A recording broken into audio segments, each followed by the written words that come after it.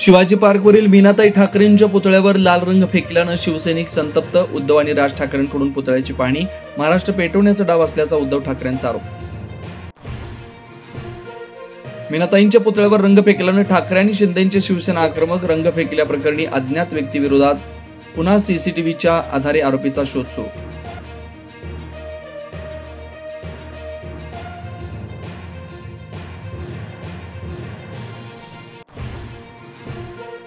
मराठवाडा मुक्तीसंग्राम दिनाच्या कार्यक्रमात मुख्यमंत्र्यांच्या भाषणावेळी गोंधळ. ओबीसींवर अन्याय होत असल्याच्या आंदोलकांची घोषणाबाजी. हुल्लडबाजीमुळे हुतात्म्यांचा अवमान. मुख्यमंत्र्यांची प्रतिक्रिया.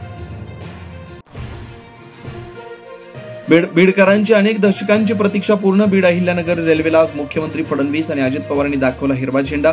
ऐतिहासिक सोहळ्याला बीडकरांची मोठी गर्दी. मुख्यमंत्री अजित पवार यांनी टोचले बीडकरांचे कान. फक्त आजच रेल्वेने मोफत प्रवास करा, उद्यापासून नको, तर माणुसकी दाखवण्याचाही दिला सल्ला.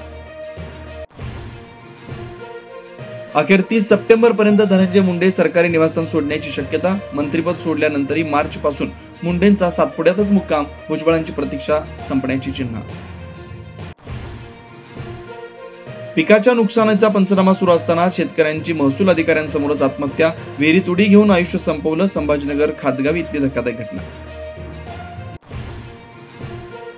भारत पाकिस्तान सामन्यावरून राज ठाकरे यांची व्यंगचित्र काढून टीका. जय शहा आणि अमित शहाना चिमटे. तर कलेत राजकारण आणत असाल तर राजकीय उत्तर देऊ. शेलारांचा पलटवार. पंतप्रधान मोदींच्या आईबद्दलचा AI व्हिडिओ हटवण्याच्या पाटणा हायकोर्टाचे आदेश. फेसबुक, युट्यूब, एक्सला या सूचना.